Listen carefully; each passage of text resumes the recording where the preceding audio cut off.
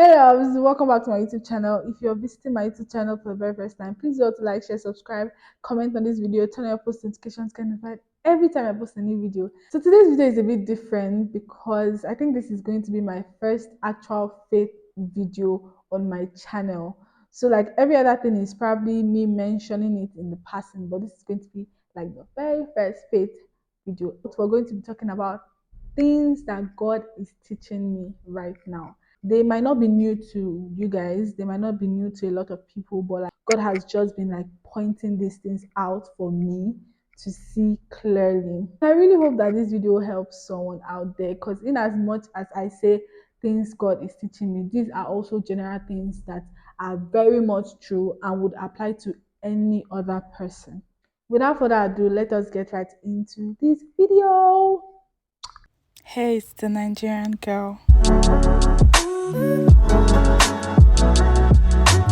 When I say things God is teaching me at this point in my life, or at this particular frame of my life, I don't necessarily mean directly. I mean both directly and indirectly, because in this list of things I'm going to mention in this video, there are some of them that have been taught to me indirectly, maybe through my local assembly, through a friend, and then some of them is like personal encounter, personal I don't know, personal knowledge that God has just impacted in me. So I just needed to put that out there. I always have a list. I have a list here, and we are just going to pick each of the points one after the other.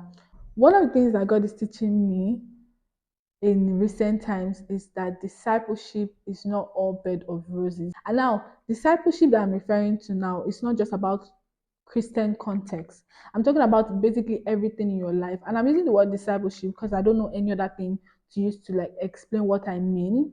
But let's say, for instance, let me use my YouTube channel for example.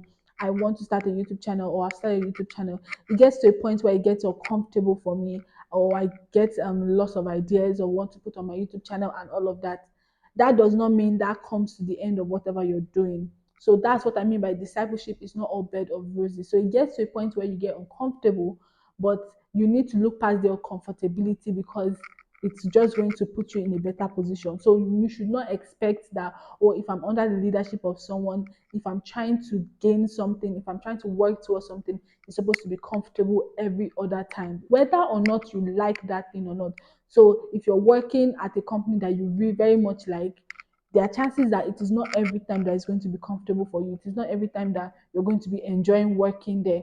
So sometimes it gets uncomfortable, but you need to look past that uncomfortability. I know that not a lot of people know this, but I need to tell it to you that the Bible is enough. That is one thing that God has been teaching me. That is another thing that God has been teaching me. The Bible is enough. And in as much as the Bible is enough, you hear people say things like, oh, anything you're looking for, you can go to the Bible, you're going to find it, this, that, that, that, that. And then at the end of the day, you end up seeing people that are trying to justify whatever they are doing through misunderstanding or misinterpretation of the Bible.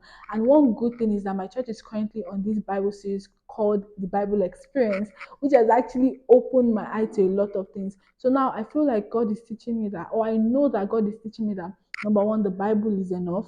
And in as much as the Bible is enough, if I want to read my Bible, I should not go with the preconceived notion of I am going to look for a particular thing to sustain in my life or in my walk with God. I am not going to the Bible to say, today I want to eat bread. I need something from the Bible that's going to tell me that we should be eating bread, the bread of life, this, da, da, da, da.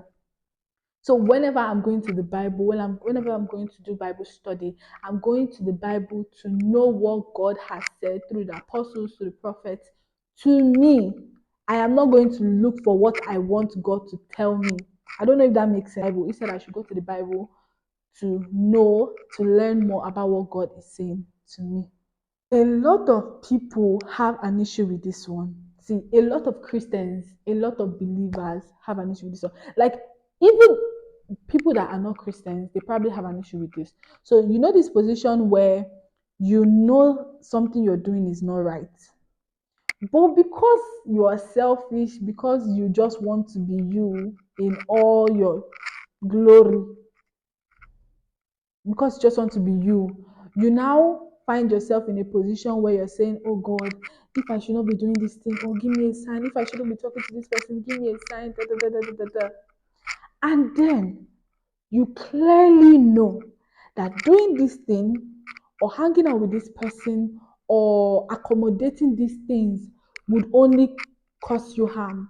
It might not necessarily cause another person harm, but based on the fact that you know the kind of person you are, you know the kind of things you want to avoid, you know the kind of things you want to involve yourself with, you know that this thing will cause you harm. But no, you're sitting down, you're waiting for God to write on a tablet that He gave to Moses to tell you to stop that thing. That one, God is teaching me. God is drawing my ear, telling me that, baby girl, I am not going to give you a sign to stop this thing if I have already told you to stop this thing. So is this kind of thing where they say that how do you know if your man is cheating? And then somebody says if you assume that he's cheating, if you are beginning to think that he's cheating, then he's cheating. It's as simple as that. And I feel like it's so profound that God is teaching me this. Because sometimes I find myself doing things that I know that I should not really be doing this. I shouldn't be hanging out with this person because I know it's only going to cause more harm than good. But then I'm like, should I go just no, please, girl, bye. Someone's wrongdoing does not give you the right to disrespect the person. And I don't want this to be taken out of context. I don't want this to be taken to the extreme. Here's what I mean. So someone offends you, somebody does something wrong to you. This might be an elderly person, this might not be an elderly person, but someone offends you. And then because this person offends you, you now see it as a reason to do whatever you like. You see it as a reason to talk to the person in whatever way. You see it as a reason to refer to the person in whatever way you like. God is teaching me not to do that. Like, even if the person offends you, avoid the person, stay away from the person, but don't disrespect the person. I know some of us like violence, some of us like to do me, I do, you man no go best, but I don't know. God was just trying to like show me, God is just trying to like show me that I know we say respect is reciprocal and all, but for a Christian, for a believer, it's not exactly like that. You have to be respectful before because you have to be respectful, not because the person is being respectful to you. If somebody offends you, if someone does something wrong to you, you have the right to be mad, but it should not last for long. And you being mad should not affect the way you speak to that person. I know sometimes you can speak out of anger and talk to people in certain ways that we should not, but this is me telling you that it is wrong. I don't think it just ends at that. I don't think God is teaching me this thing because of that person in particular. I don't think God is teaching me this thing because it is going to happen at this frame with this person and it's going to end there. I feel like it's something beyond that.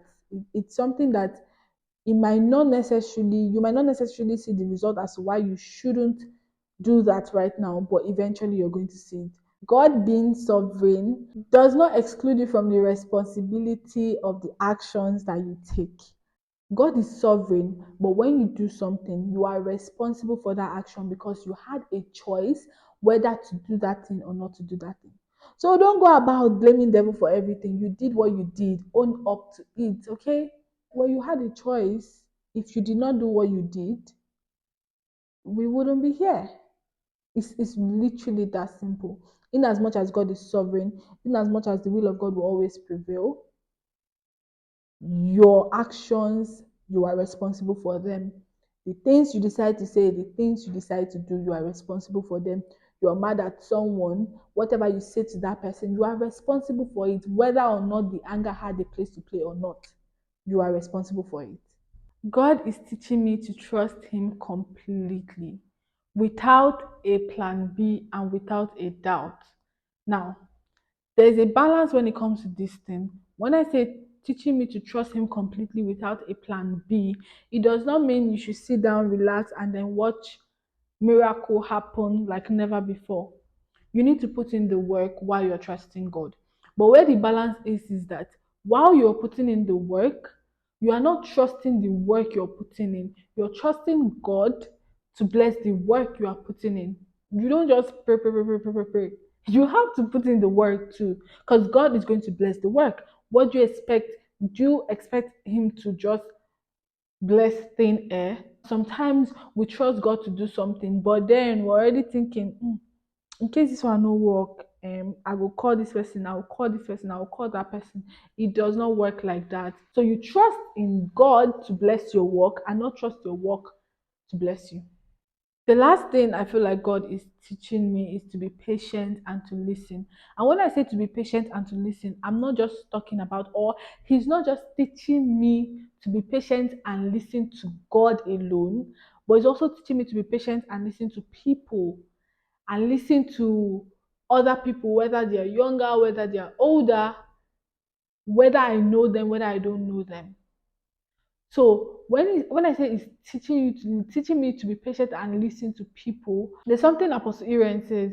Apostle Aaron says your willingness to learn more about something new should be higher than or should be greater than your willingness to argue about the thing.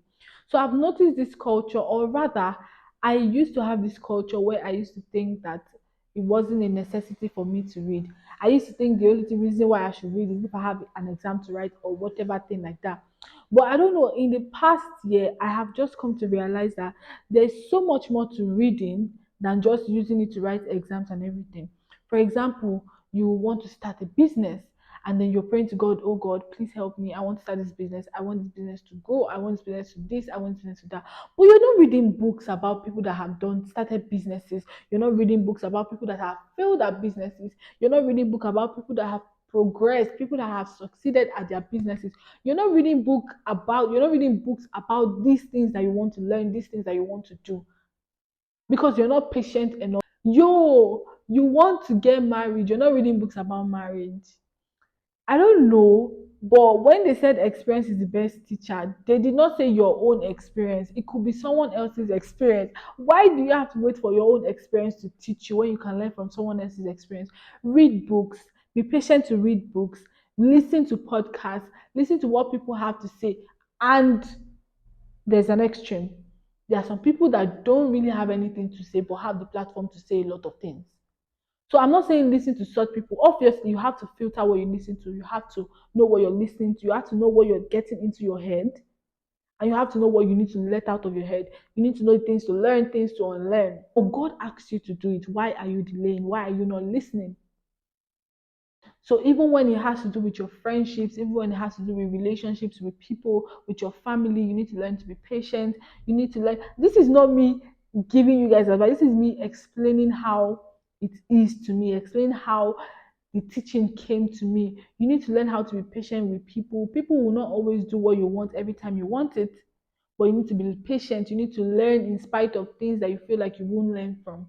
And I feel like it's just profound that God is teaching me these things because I really feel like they are so timely. And even if I might not see the need right now, eventually I'm going to see the need for it. That is all for now about things God is teaching me right now in my life. But I really hope to see you guys' comments. I want to know, what do you think God is teaching you right now? What do you think God is correcting you about? What do you think you're learning right now in your life that you did not learn before, that you were like totally against? Like, I did not used to be into reading books. Like, I did not used to be into reading books. Like I said, I used to think reading book was just something you have to do for exams and everything. But right now, I decided that for this year I'm going to like read at least 12 books for this whole year, for each month in this year. This is my first time doing a thing like this, and I've read 6 books already. I'm currently on my seventh book, and it's just really opening my eye to a lot of things. It's really opening my eye to see things that I did not used to see before, to learn things that I did not even know I needed to learn. So in this whole space of things that God is teaching me at this point in my life, I'm also using that to learn as well, because I'm writing these things down, because I might think that, oh, everything is in my head, but I'll forget at some point. So after some time, I go back to these things to read it, to see if there are corrections that I have taken, or if I'm still making certain mistakes that I used to make before. And these things will just like redirect me and like just keep me on the right track at every point in time. This is me sharing a part of me with you guys. I pray that you guys understand what I'm trying to say in this video.